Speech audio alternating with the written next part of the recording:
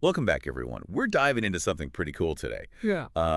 It's called Positive Intelligence, or PQ, and it's all based on this book by Shirzad Chamine. Yeah. Positive intelligence. Why only 20% of teams and individuals achieve their true potential? That's the one. So we're going to see if this PQ thing can really help us unlock more success and happiness. I think we could all use a little bit more of both. I think that's a great idea. What really struck me about this book is how it goes deeper than, just thinking positive thoughts.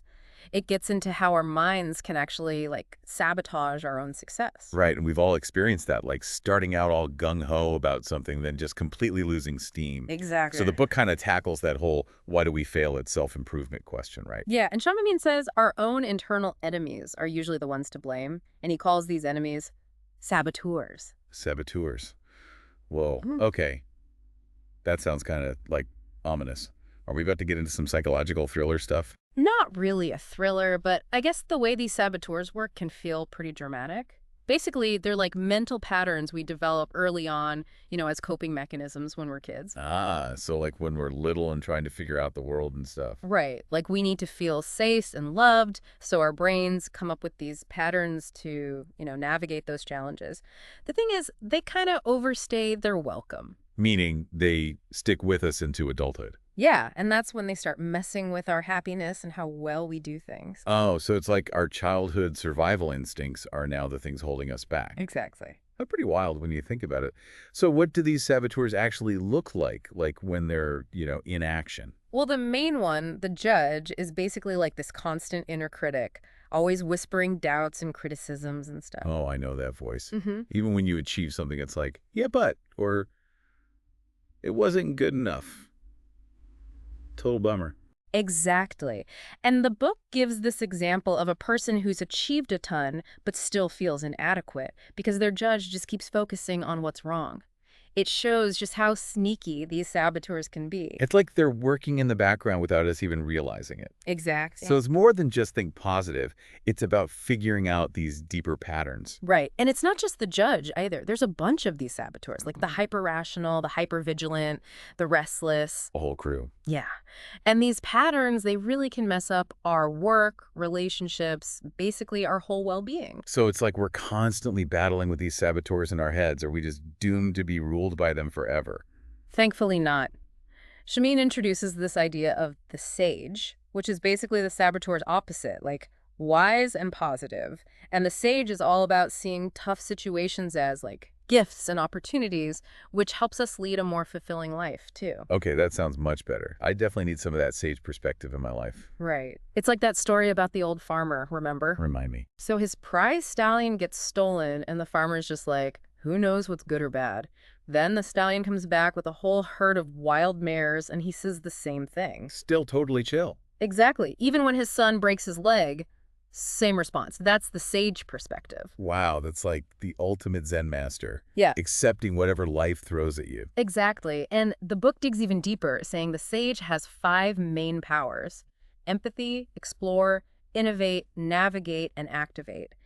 These powers help us use our wisdom and, reach our full potential. Okay, so this is where PQ comes in, right? Right. I've heard the term, but I'm still not totally clear on what it actually means. So PQ, or a positive intelligence quotient, is basically a measure of how much your mind is working for you, that's the sage part, versus against you, the saboteur part. And this whole battle happens in your brain too, with different networks for each. So it's like a mental tug of war between the sage and those saboteurs. Does that mean like the higher your PQ, the more your sage is winning? You got it. The book says a PQ of 75 is like the magic number. Above that, we usually thrive and do better. Below that, well, those saboteurs keep dragging us down. Is there like actual research to back this up? Or is it just a theory? Actually, there's tons of research. Like they analyzed over 200 studies and data from over 275,000 people, and it all shows that higher PQ is linked to better success in all sorts of areas: sales, relationships, even health. Okay, that's pretty impressive, but also kind of a bummer because it means most of us are probably under that 75 mark. So how do we actually boost our PQ? Can we really train our minds to be more like that sage? Okay, so if most of us are stuck below that 75 PQ, how do we change that? Like, can we actually train our minds to use that sage wisdom more often? The good news is we absolutely can, and it's actually simpler than you might think. The key is just shifting your attention to your physical sensations for like 10 seconds at a time. These are what Shaving calls PQ reps. Wait, seriously? Does 10 seconds of focusing on how my body feels can actually raise my PQ? It might sound kind of too good to be true, but think about it. When we get caught up in those negative thoughts, the saboteur stuff, we're basically disconnected from the present moment, from what's happening in our bodies. So it's like we're up in our heads too much. Right. But by focusing on those physical sensations, we're grounding ourselves, bringing ourselves back to the here and now, and that actually activates the brain networks linked to the sage. Huh. It's like hitting a mental reset button. Exactly. So how do we actually fit these PQ reps into our lives? Like, are there specific ways to do them? Totally. The book gives a bunch of examples of how to work them into your daily routine. Like when you're brushing your teeth, instead of letting your mind wander, actually focus on the feel of the brush, the taste of the toothpaste. Makes sense. Or in the shower, pay attention to the water hitting your skin, the temperature. Simple stuff like that. I like that. It's like sneaking in little mental workouts throughout the day. Exactly. And what about when those saboteurs inevitably creep in? Oh, they always do. Well, each time you notice a saboteur taking over, those negative thoughts or whatever, think of it as a cue to do some PQ reps. Ah, so it's about using those moments to our advantage. Right.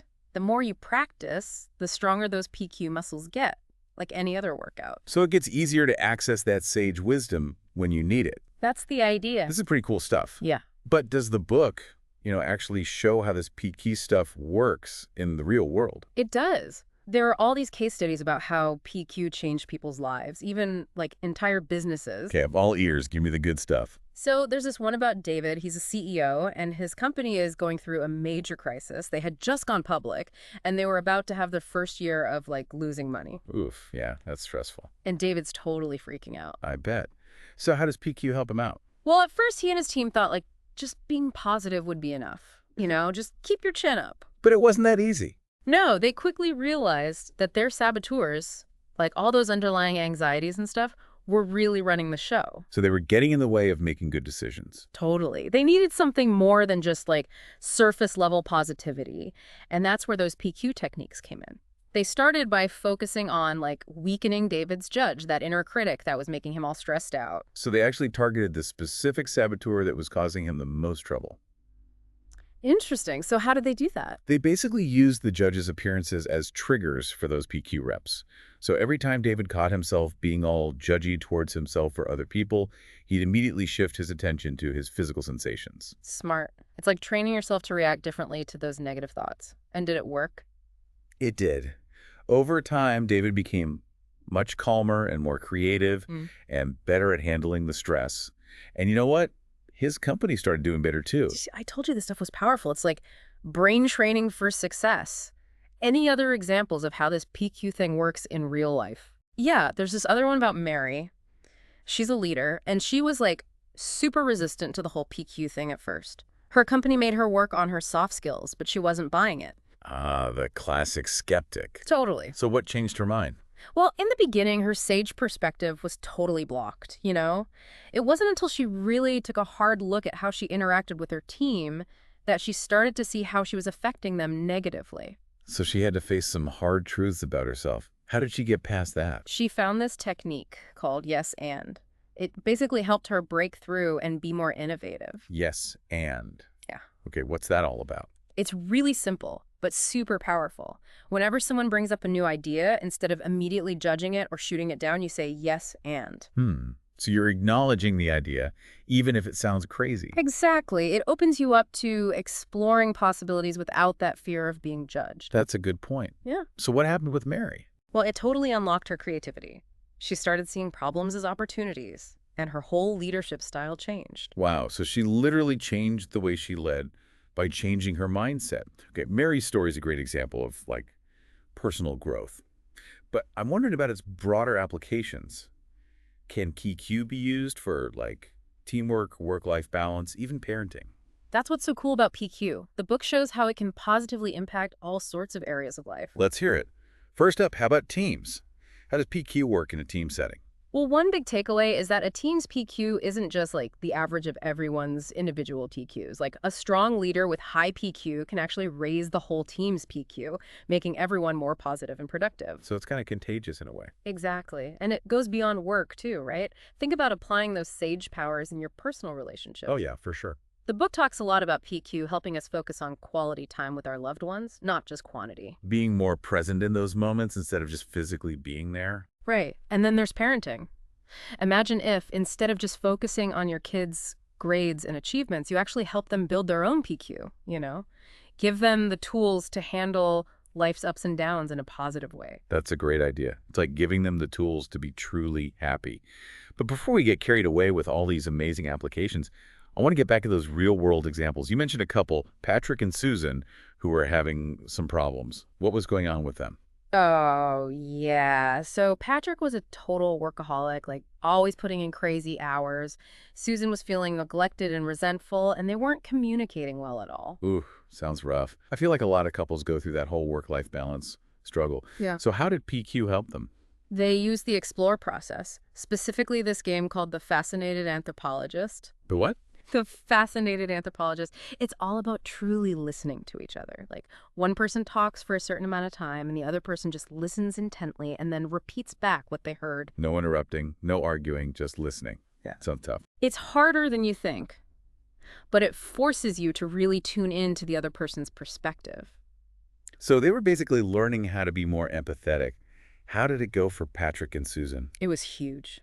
Through that process, Patrick had this big breakthrough moment where he finally understood like all the emotional stuff Susan was going through and all the sacrifices she'd made. So you gained some empathy. Big time. And that actually activated Susan's sage. And their whole dynamic started to shift. So empathy was like the key to unlocking their sage powers. That's pretty amazing. It's really important. And once they both could like access their sages, they moved into the innovate and navigate stages. Which means They could actually start finding solutions that worked for both of them, for your values and everything. So they weren't just fixing the little things, they were making real change. it gives me hope.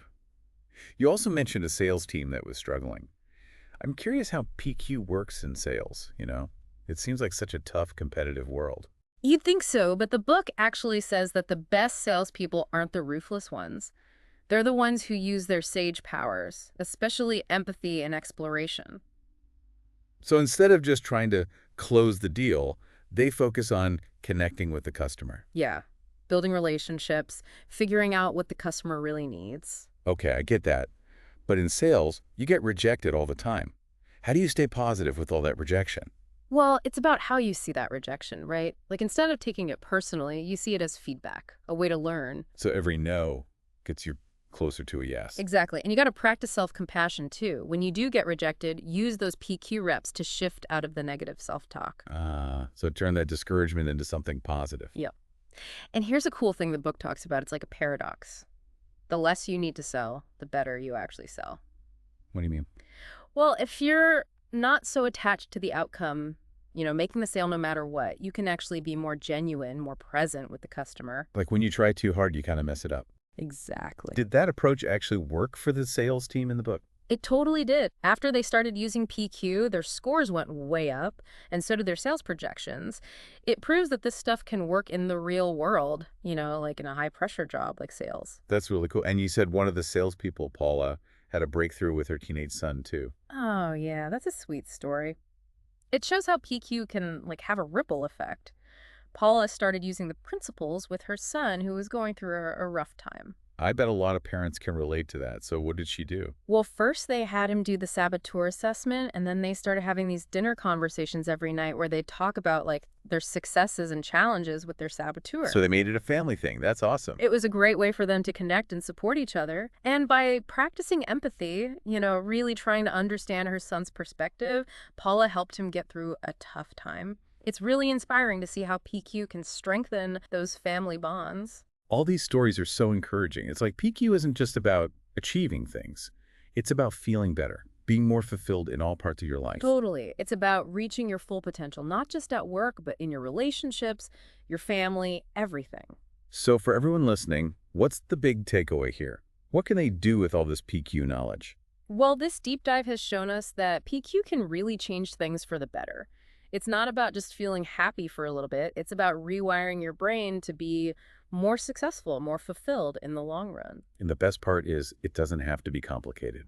Just doing those little PQ reps can make a huge difference. That's the truth. So, one last thought for our listeners.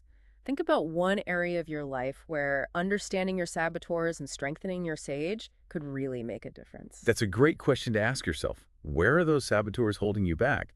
And where could you use a little more sage wisdom? And hey, if you're ready to dive deeper into your own PQ, you can take a free assessment on the Positive Intelligence website and find out your score. You have the power to change your life. Thanks for joining us for this deep dive, everyone. And until next time, keep exploring, keep learning, and keep unleashing your inner sage.